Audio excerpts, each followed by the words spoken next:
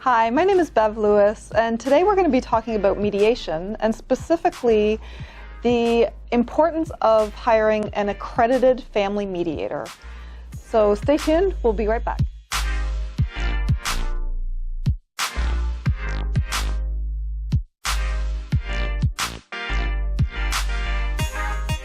Hi, my name is Bev Lewis, and I am the founder and president of Positive Solutions Divorce Services.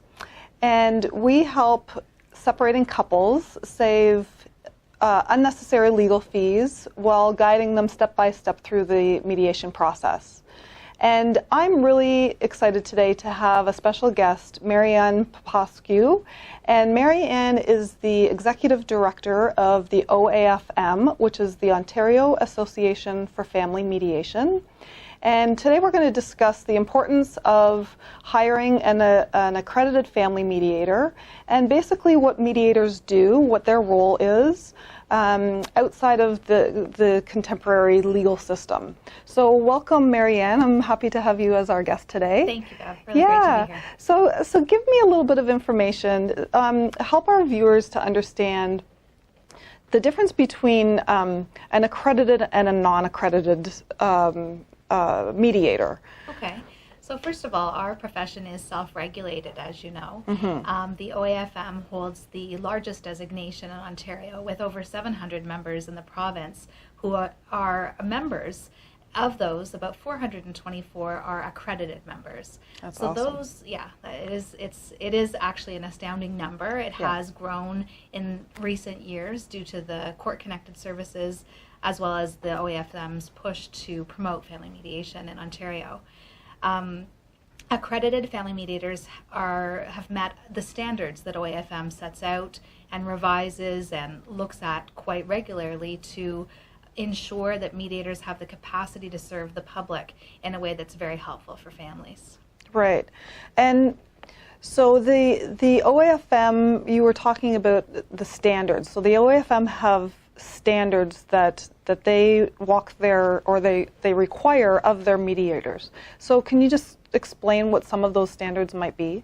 So the standards are for mediators to have reached a certain level of education, of experience, of background experience. So these are mediators, we're looking for sort of a wealth of knowledge brought to the profession so that these are mature people who have experience in life dealing with issues related to conflict and change and really challenges that life has thrown at people. They've already got that experience. So our standards speak to people holding that human services experience or work experience prior to becoming accredited. And so the education piece, the internship, recently it's been changed, the word is work experience. We're working towards more of that policy, and the educational components are also there. The requirements of education are quite high, and the standards are revisited consistently to make sure we're meeting the needs of the public. And a lot of the training is based around family law. So we're able, as mediators, we're able to actually get out there and talk to people, not advise them or not give them legal advice, but we know kind of what the laws are, so we can kind of guide them through their own separation agreement or separation information.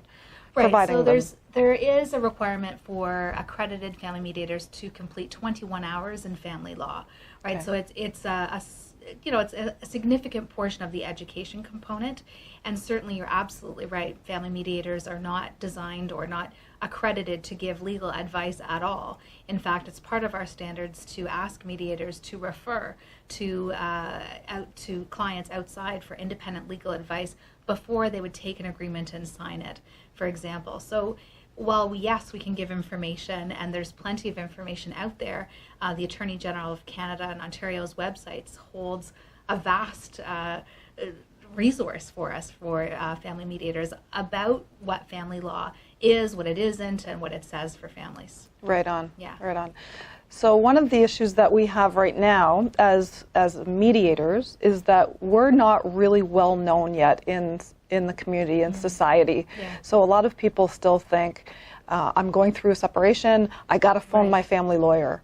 So talk a little bit about that. What we're doing, or what you're doing through the association and through other elements of practice, that we're trying to educate the public that there's we have other resources that we can use besides very litigious family lawyers, and not all family lawyers are litigious, but a lot still are. And what some of those resources are to keep money in your own pocket and keep families together and talking and co-parenting in the future. So what are some of the things that you're doing as an association that is helping to make the public more aware of mediation? So one of the best things we can do as an association is to make sure our mediators reach a certain standard and they have excellent capacity to serve, right? That's sort of one of the pieces, or one of the arms, or the foundations of OAFM, is look at the standards, offer guidance to our family mediators, make sure they have availability to talk to each other. We all work alone in our offices often. We're not working in a group setting, and so OAFM has several times per month that the members can call in. There's a show called Mediation Matters, which really is just a peer working group that we meet the second Wednesday of every month online.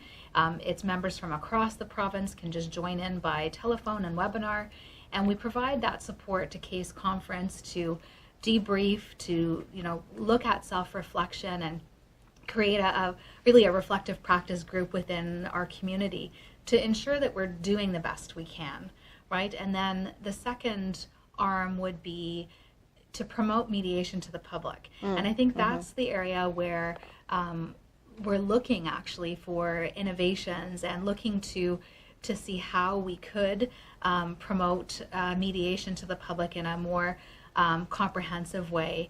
I'm on a show called Mediation Station, and I speak on Sunday evenings to the public around what mediation is and what it isn't, and try to promote family mediation to the public that way.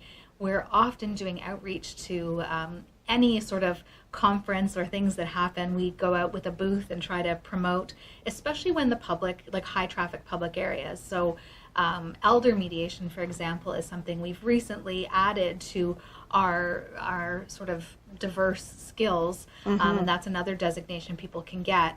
And we've had a focus on promoting elder mediation. We've held a symposium to promote that. We're really trying to show the public that there is another way, in conjunction with the legal field and team, right? This is a partnership, and to talk to families whenever we can, and have our mediators talk to families in their communities, and supporting people locally to speak to their communities. We have chapters of OAFM, so any group of 10 or more mediators in the province can form a chapter, and then they're funded by OAFM to promote locally to their communities. So currently our largest and most long-standing chapter is in Ottawa. We have one in Halton, we have one in Peel, and really any group of accredited family mediators can start up a group and get funding so that locally they can promote the use of mediation to the public. Okay, so I'd like to just shift the conversation a little bit, because I know that there's going to be people that are watching out there that are interested in becoming a mediator. All right. And what they have to do in order to get accredited and go through that process to become an accredited mediator. Okay, so we've done a pretty good job on our website of showing what it is required. So there's a really good list there, but I'll just go through it quickly for you and for people who are watching. The first step really is to determine that work experience, that backup that you have. Like, where are you coming from to become a mediator? And there's various levels of human services that are required for accreditation, and it depends on your background. It depends on what education you've taken. So if you have a master's degree, you need about 2 years of human services. If you have an undergraduate degree in a related field, you need about 4 years. And then for people who without a degree or diploma, we look at those cases individually. So case by case, we're going to look at where you've come from, what's happening. And people can ask to be pre-vetted by OAFM to look at, like, what is my experience? Am I okay to move forward with my education? Because the undertaking of the education hours, as you know, is quite expensive, and people need to pay and know, or at least have some certainty around that they've at least met that very big requirement at the start of work experience. So then there's the education component. There's a 40-hour course in basic fundamentals of family mediation, a 21-hour course in advanced family mediation, a 21-hour course in family law, as we've spoken about, and a 21-hour course in domestic violence. That course is the only course that expires, so it needs to be relevant within 2 years of your date of application. Otherwise, you need a 7-hour refresher. And starting next year, after January 31st, 2019, you're going to be required to do a family relations course if you don't have a backup education in family relations. Then there's the internship, right? Yes. So 100 hours, 5 cases, and 5 retainer contracts, a letter from your intern supervisor, your work experience supervisor to say this person has completed the experience successfully. And that's about it, Bev. So when you say the 5 cases that they have to do, what does that involve? So that means that they are working, co-mediating, case consulting, shadowing, debriefing with an accredited family mediator who is willing sort of to show a person the ropes, really to show them, here's how I do my job as a professional accredited family mediator, and you're coming along with me. And the idea really is for them to move along the program with their intern supervisor to gain more and more experience, hands-on, one-on-one. Co-mediation is fantastic for new mediators to really, let them spread their wings a little bit, but also have that help or the support of the supervisor being there in the room with them. So it's really an education component, and that's why we are moving away from the internship word to work experience. We're trying to lose that word. I know I've probably said it a few times, but we've revised our policy recently around that. So if I went through, for an example, if I went through all of the training, first of all, can I get into the training without having the prerequisite of the work experience or a master's or an undergraduate diploma? Can I get into training without that experience? Well, you can. Like it's obviously it's wonderful learning. I was just speaking to someone, a member on the phone earlier, and she was considering the path of family mediation, and we talked it through a little bit. She didn't have her work experience. She didn't have that connection to conflict resolution already. But what we talked about is she was sort of early on her path, and this was a great skill that she wanted to have. So as the core courses don't expire, only the domestic violence course would expire, she was okay to sort of start this program.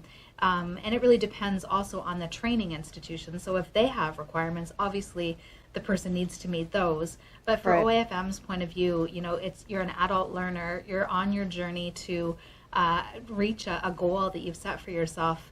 Some people have a longer trajectory into becoming accredited than others, and that's perfectly okay. Okay.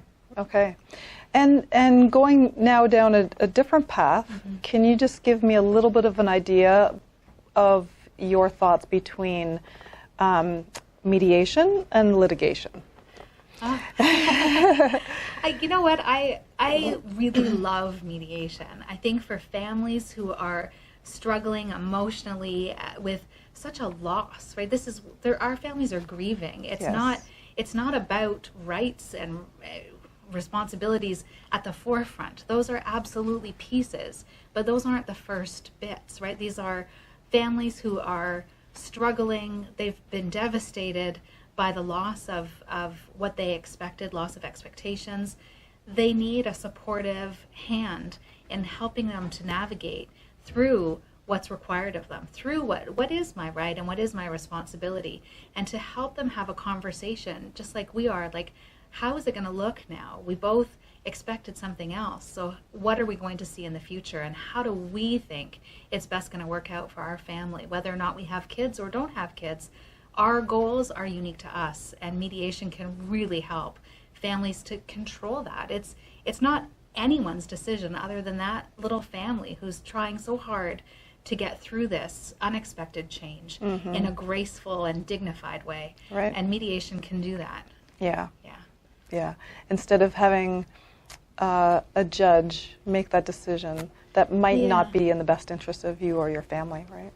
Yeah, and some people need that. I mean, the legal system is there for families who need that, and it's you know, we could always ramp up to that if you needed to, but to take a family and put them to that as a first choice, you know, to me is missing a wee bit of how the family, what they need to move on. There's some healing that needs to be done. Yeah. There's some changing. If you are a co-parent with someone, you're not losing that contact. What you need to do is relearn how to be parents to these lovely children who they didn't plan for your separation either. Yeah. Right? Yeah, that's right. Well, thank you so much, Mary-Anne. I'm really, really happy that we had this conversation today. It gives our viewers a little bit more information on mediation, education, how to become a accredited family mediator. So I really appreciate the information that you've provided to us, and all the best in your endeavors with the OAFM and with your own practice. I really appreciate it. You're very welcome.